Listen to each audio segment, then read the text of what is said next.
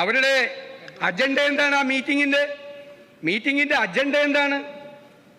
നമ്മുടെ വ്യവസായത്തിൻ്റെയും സംഘടനയുടെയും സ്ഥിതി വിലയിരുത്തുന്നതിനും ഇലക്ഷന് ശേഷം വരാനിരിക്കുന്ന പുതിയ അബ്കാരി പോളിസിയെക്കുറിച്ച് ചർച്ച ചെയ്യുന്നതിനും വേണ്ടിയിട്ടാണ് അവർ യോഗം കൂടിയത്.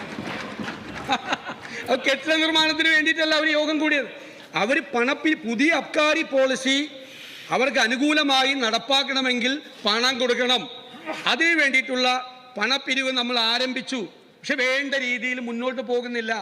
ആരും ആവശ്യമായ പണം എല്ലാവരും തരുന്നില്ല.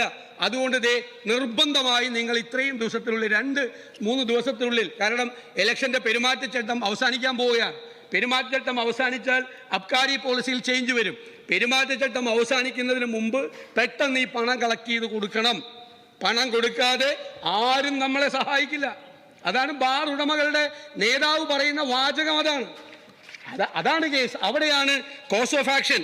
അതുകൊണ്ടാണ് പറഞ്ഞത് ആ നടപടി, ആ വോയിസ് മെസ്സേജും അതുമായി ബന്ധപ്പെട്ട് നടന്നിരിക്കുന്ന നടപടിക്രമങ്ങളും it will attract the provisions of prevention of corruption act 1988.